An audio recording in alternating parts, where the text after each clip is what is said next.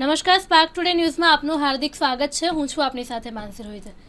દર્શક મિત્રો, દર રવિવારે અમે તમારા માટે સાયબર અવેરનેસ કાર્યક્રમ લઈને આવીએ છીએ. આ રવિવારે આજે પણ અમે તમારા માટે એક સરસ કાર્યક્રમ લઈને આવ્યા છે અને આજનો આપનો વિષય છે કોલ ફોરવર્ડ ઠગિયા, કે જે કોલ ફોરવર્ડથી કઈ રીતે લૂંટે છે, કઈ રીતે સાયબર ક્રાઇમ કરે છે, તેની ખાસ માહિતી આપણે આજે લઈશું. મિત્રો, આ જાણવામાં તો સાંભળવામાં તો નાનું લાગે છે કે કોલ ફોરવર્ડિંગ નાની વાત છે, પણ તે કેટલું મોટું રિઝલ્ટ, કેટલું મોટું પરિણામ આપી શકે છે તેની આજે આપણે વાત કરીશું. આપની સાથે ઉપસ્થિત છે સાયબર એક્સપર્ટ મયુર ભુસાવરકર. સૌપ્રથમ સર, આપનું સ્પાર્ક ટુડે ન્યૂઝના સ્ટુડિયોમાં હાર્દિક સ્વાગત છે. નમસ્કાર સર, સૌથી પહેલાં આ કિમિયો જે નવા ઠગીઓએ નવો અપનાવ્યો છે તે શું છે અને કેવી રીતે તે સાયબર ફ્રોડ ચાલે છે? કોલ ફોરવર્ડિંગ સાયબર સ્કેમ, જે લાસ્ટ સન્ડે આપણે જે કાર્યક્રમ કર્યો કે કેવી રીતે સાયબર ઠગિયાઓ જે હોય છે તે ₹10 પેમેન્ટ કરો અને તમારું એડ્રેસ અપડેટ કરાવો, તેનું વર્ઝન નંબર 2 છે. અને આ જે વર્ઝન નંબર 2 છે એની અંદર આપણે એવું પણ કહી શકાય કે મોડસ ઓપરન્ડી નંબર 2 છે. અને આની અંદર સાયબર ઠગિયાઓ તમને ફોન કરીને કહે છે કે તમારું એડ્રેસ મળી નથી રહ્યું, પણ જો તમે તમારા મોબાઈલ પરથી આ એક કોડ ડાયલ કરશો તો તમને તમારું પાર્સલ ત્વરિત મળી જશે. એટલે તમારું એડ્રેસ પણ અપડેટ થઈ જશે અને તમારું પાર્સલ પણ તમને મળી જશે. અને એ કોડ જ તમારે માત્ર ડાયલ કરવાનો છે. પણ એ જે કોડ છે એટલે જે તમારી સામે, અત્યારે હું વિડીયો જર્નલિસ્ટને કહીશ કે તમારી સામે બતાવે, અને આ જે કોડ છે જે *21* પછી રાઉન્ડ બ્રેકેટમાં મોબાઈલ નંબર, જે 10 ડિજિટનો મોબાઈલ નંબર એ લોકો તમારી પાસે ટાઈપ કરાવડાવે છે, અને ત્યારબાદ હેશ. આ આખો એક કોડ છે અને આ કોડ તમને ડાયલ કરવાનું કહે છે.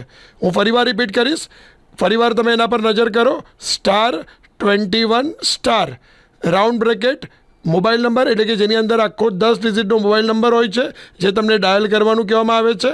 એમાં રાઉન્ડ બ્રેકેટ કરવાનું હોતું નથી. અને ત્યારબાદ છેલ્લા મોબાઈલ નંબર તમારે લખ્યા બાદ ત્યાં હેશ ચિહ્ન મૂકવાનું હોય છે. અને આ કોડ લખ્યા બાદ તમને ડાયલ કરવાનું કહેવામાં આવે છે. અને એ ડાયલ પણ એવા નંબર પરથી કે જે નંબર તમારો બેંક સાથે જોડાયેલો હોય એ નંબર. અને ખાસ કરીને આ લોકો જે આ નંબર ડાયલ કરાવે છે તેની પાછળનો મુખ્ય હેતુ જે હોય છે કે યુઝર્સના મોબાઈલ ઉપર તરાપ મારવી.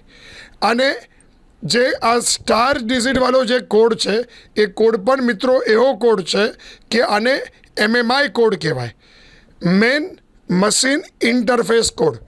ફરીવાર રિપીટ કરું છું, અને MMI કોડ સ્કેમના નામથી પણ ઓળખવામાં આવે છે.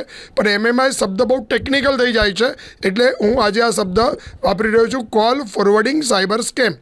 એટલે આ એક MMI કોડ એક્ટિવ થાય છે, અને MMIનો મતલબ થાય છે મેન મશીન ઇન્ટરફેસ, એટલે કે માનવીનો મશીન સાથેનો સંવાદ.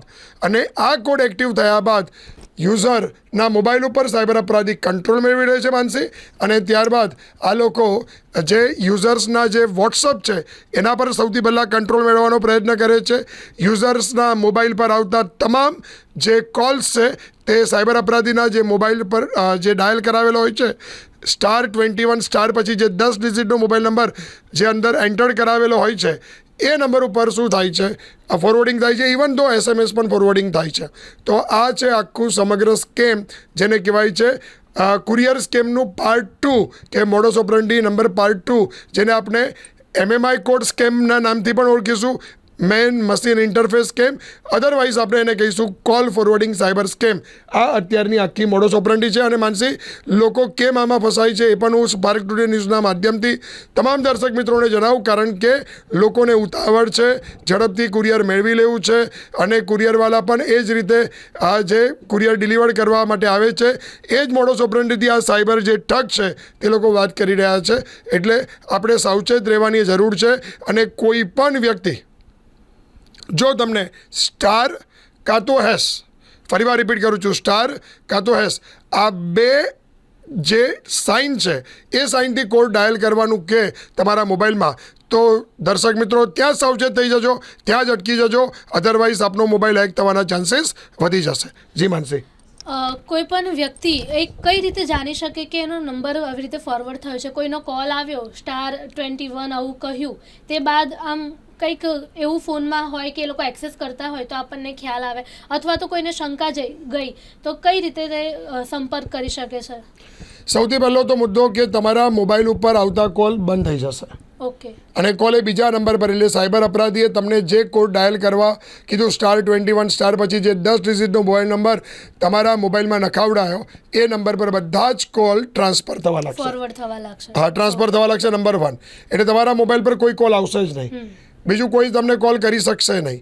એટલે ત્વરિત આ પહેલી સાઇન છે કે જેનાથી ખબર પડશે કે આપણા મોબાઈલ પર આવતા કોલ બંધ થયા છે. નંબર 1. નંબર 2, બીજો મુદ્દો એ અગત્યનો છે કે મોબાઈલ પર આવતા SMS પણ બીજા નંબર પર ટ્રાન્સફર થશે, તો એ આપણે જોઈ શકીશું, આપણે જાણી શકીશું કે ભાઈ એના પણ MMI કોડ્સ છે. પરંતુ હું સ્પાર્ક ટુડે ન્યૂઝના માધ્યમથી એક કોડ કહીશ કે જે કોડથી આપણે આવા કોઈ પણ SMS કે કોલ જો ફોરવર્ડિંગ થઈ ચૂક્યા હોય તો એને આપણે ત્વરિત ડિસેબલ અને ઇરેઝ કરાવી શકીએ છીએ માનસી. અને એ જે કોડ છે #002#, ફરીવાર રિપીટ કરીશ, #002#, બરાબર. અને આનાથી આપણે આ જે કોલ ફોરવર્ડિંગ થયેલું છે, SMS ફોરવર્ડિંગ થયેલું છે, તેને આપણે પરમાનન્ટલી ત્યાંથી ડિસેબલ કરી શકીએ છીએ, અટકાવી શકીએ છીએ. એટલે આ કોડ આપણા પાસે છે, પરંતુ આપનું સૌથી પહેલું ફોકસ એ જ વસ્તુ પર રહેવી જોઈએ કે આવો કોઈ પણ કોડ ડાયલ કરવાનું કે તો મિત્રો ત્યાંથી જ આપણે અટકી જવું જોઈએ અને એને કહી દેવું જોઈએ કે ભાઈ આવો કોડ કોઈ ડાયલ કરવાનું હોતું નથી, તારે કુરિયર આપવું હોય તો આપ, નહીંતર પાછું લઈ જા. એટલે એ સમજી જશે કે ભાઈ આ વ્યક્તિને ખબર પડી ચૂકેલી છે. અને સેકન્ડ થિંગ કે આ લોકો તમારા કામના સમયે જ કોલ કરતા હોય છે, એટલે આપણે ઉતાવળની અંદર હોઈએ છીએ અને ઉતાવળની અંદર આપણે એ વ્યક્તિથી પીછો છોડાવવા માટે આપણે એની વાતમાં ભરમાઈ જઈએ છીએ અને ત્યારબાદ એ જે કહે છે તે એક્શન લેતા આપણું ડિવાઇસનો કંટ્રોલ સાયબર અપરાધીના હાથમાં જતું રહે છે.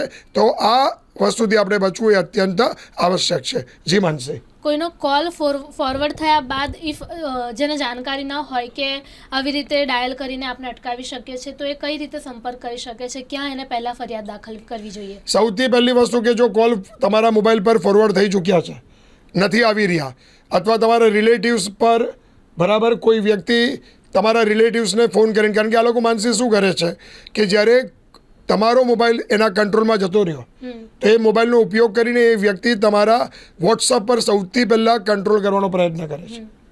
વોટ્સઅપ પર કંટ્રોલ કરી લે છે કારણ કે એ SMS પણ ફોરવર્ડેડ હોય છે. હવે તમે વોટ્સઅપ પર 2 ફેક્ટર ઓથેન્ટિકેશન્સ ઓન કરેલું હોય તેમ છતાં પણ જે OTP આવે છે તે ગઠિયાઓ SMS ફોરવર્ડિંગને કારણે મેળવી લે છે. વોટ્સઅપ પર સૌથી પહેલાં કંટ્રોલ મેળવે છે અને ત્યારબાદ વોટ્સઅપ થકી કોલ કરે છે આ લોકો, અને વોટ્સઅપ થકી કોલ કરીને આ જગ્યાઓ તમારો નંબર જો હેક થયેલો હોય કે તમારા નંબર પર કંટ્રોલ મેળવી લીધેલો હોય તો તમારા વોટ્સઅપ લિસ્ટની અંદર જેટલા પણ લોકો હોય, જેટલા પણ સંપર્ક સૂચિમાં લોકો હોય, એમને કાં તો ઓડિયો કોલ કરે છે અને કાં તો એ લોકોને મેસેજ ડ્રોપ કરીને તમારા નામથી એ લોકો પૈસા માગે છે. આ પ્રકારની આખી મોડસ ઓપરન્ડી હોય છે. એટલે જો 2 સિમ્ટમ્સ સૌથી વધારે અગત્યના છે. તમારા મોબાઈલ પર કાં તો કોલ અને SMS નથી આવતા, અને નંબર 2 તમારા મોબાઈલ પર અચાનક વોટ્સઅપ ચાલતું શું થઈ જાય છે, બંધ થઈ જાય છે. આ 2 સીધા સિમ્ટમ્સ છે અને આ બધા સીધા સિમ્ટમ્સ માટે ગંભીર બાબત એ છે કે આપણે સૌથી પહેલાં ક્યાં સંપર્ક સાધવો જોઈએ તો 1930, કારણ કે 1930 એક હેલ્પલાઇન આપણી માટે સાયબર સુરક્ષિત રહેવા માટે સૌથી એક અગત્યનું પરિબળ છે અને એ અત્યારના સમયનું એવું કહેવાય કે સાયબર ક્રાઇમને ડામવા માટેનું બ્રહ્માસ્ત્ર છે. અને નંબર 2, બીજો મુદ્દો, તમારી બેંકને પણ જાણ કરવી જોઈએ માનસી, કારણ કે આ લોકો તમારા મોબાઈલ સાથે કયું બેંક એકાઉન્ટ જોડાયેલું છે તેને શોધવાનો પ્રયત્ન કરશે. એટલે બેંકને આપણે ડેબિટ ફ્રીઝ માટે કહેવું જોઈએ કે ભાઈ મારા અકાઉન્ટમાંથી પૈસા ડેબિટ ન થાય તેનું અત્યારે તું ધ્યાન રાખ, કારણ કે મારા ફોનનું ટેકઓવર કોઈની પાસે છે. ત્રીજું, તમારે મોબાઈલ કંપનીને તમારે જાણકારી આપવી જોઈએ. મોબાઈલ કંપનીને કેમ જાણકારી આપવી જોઈએ? કારણ કે મોબાઈલ કંપની પાસે આપના CDR અને IPDR હોય છે કે એકવાર એને મારા મોબાઈલનો ટેક ઓવર કર્યો તો કોલ ડિટેલ રેકોર્ડ છે, એટલે કયા કયા નંબર પરથી કોલ આવ્યા, કાં તો એને કોઈ મિસયુઝ કર્યો, કયા કયા નંબર પરથી SMS આવ્યા, તો એ ડિટેલ્સ રેકોર્ડ જે સમયે આપણો મોબાઈલ આપણને એવું લાગે કે હેક થયો છે એ સમયે નોંધીને આપણે મોબાઈલ ઓપરેટરનો સંપર્ક સાધવો જોઈએ અને એની પાસેથી આપણો જે CDR ડિટેલ્સ છે તે માગવાનો પ્રયત્ન કરવો જોઈએ. જો મોબાઈલ કંપની ન આપે તો પોલીસનો સંપર્ક સાધીને તમારે પોલીસ પાસે કાર્યવાહી એટલે કે વિધિવત જે FIR કહેવાય છે કાં તો નોંધ એટલે કે જે ફરિયાદ છે એ દાખલ કરીને તમારે આગળ વધવું જોઈએ અને મોબાઈલ કંપની પાસેથી આ ડિટેલ્સ માગવી જોઈએ. એટલે આપણને ખબર પડે કે જ્યારથી આપણો મોબાઈલ હેક થયો ત્યારથી આપણા નામથી સાયબર ગઠિયાએ કોઈ પણ પ્રકારનું સ્કેમ તો નથી કર્યું ને, એ આપણે માહિતી મેળવી શકીએ છીએ. માનસી, શું આ ટેલિફોનની જે કંપનીઓ હોય છે એ પણ આવી રીતે કોઈ સર્વિસ પ્રોવાઈડ કરી શકે કે આપણે જોતા હોઈએ છીએ કે આપના પર અનનોન નંબરથી કે આ કંપનીમાંથી ફોન આવે તો સ્કેમ કે લખાઈને આવે છે સ્પેમ જેવું, તો એવી રીતે આવો કોઈ કોલ આવે તો એના માટે કોલર ID ડિટેક્શન અત્યારે છે દરેક કંપનીઓએ ચાલુ કરી દીધું છે અને દરેક કંપની પોતે ત્યાં તમને વોર્નિંગ સાઇન આપે જ છે.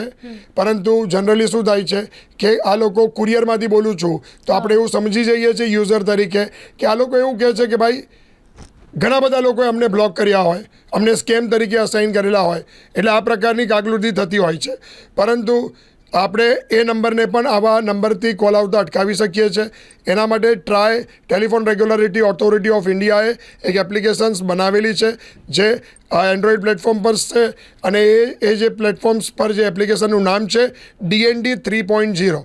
ફરીવાર હું રિપીટ કરીશ, DND 3.0.